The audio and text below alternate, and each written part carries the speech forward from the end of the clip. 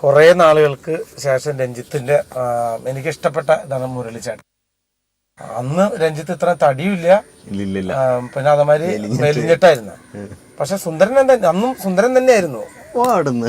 ആര് കേട്ടോട്ടെ, നമ്മള് അങ്ങനെ പറഞ്ഞ ആരും അറിയിക്കണ്ട.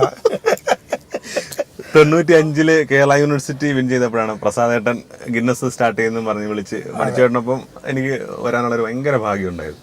അപ്പോൾ മണിച്ചേട്ടനൊപ്പം അന്ന് എന്നെ വിളിച്ചെന്ന് പറയുന്ന നടന്മാരുടെ ശബ്ദം പറയാൻ വേണ്ടിയിട്ട്. അപ്പൊ അന്ന് മുരളിച്ചേട്ടൻ്റെ ഏറ്റവും ഫേമസ് ആയിട്ടുള്ള ഡയലോഗ് അന്ന് മണിച്ചേട്ടൻ്റെ അടുത്തൊക്കെ ഞാൻ പറഞ്ഞിട്ടുള്ളത്, അത് നമുക്ക് ഒന്നും കൂടെ. പൂമാലയിട്ടെന്നും പറഞ്ഞ് പൂക്കടക്കാരന്റെ സ്വന്തം കൂടോ ഭാര്യ. എടോ വിശ്വം, താൻ അവിടെ പോണം, അവളെ പോയി കാണണം. പൂക്കൃത്രം പറഞ്ഞ മോന്തക്കിട്ടൊരു ഈറുകൊടുക്കണം നീയ്. മറ്റൊന്നും കൊണ്ടല്ല ഞാനിത് പറയുന്നത്. എന്റെ പെങ്ങളാടോ അവള്, എന്റെ പെങ്ങള്, എന്റെ രക്തം. പക്ഷെ എനിക്ക് അന്നത്തെക്കാൾ കുറച്ചും കൂടി ഭയങ്കര രസമായിട്ട് ഉണ്ടെന്ന് എനിക്ക് തോന്നാനാണ്. ഇപ്പൊ വീണ്ടും പിന്നെ ശബ്ദത്തിന് കുറച്ച് മിമിക്രിക്ക് വീണ്ടും നല്ല മാർക്കറ്റ് തുടങ്ങിയതോടുകൂടി വീണ്ടും ഞാൻ ശക്തമായി മിമിക്രിയിലേക്ക് പോയി തുടങ്ങി.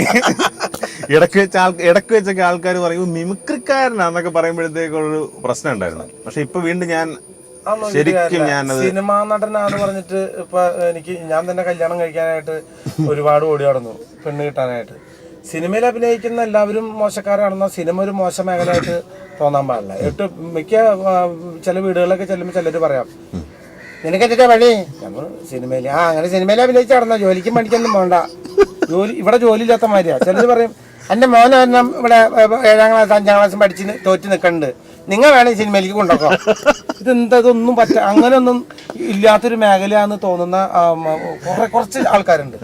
ഇത് അങ്ങനെയൊന്നല്ല. മിമിക്രി നല്ലതാണ്, സിനിമയും നല്ലതാണ്.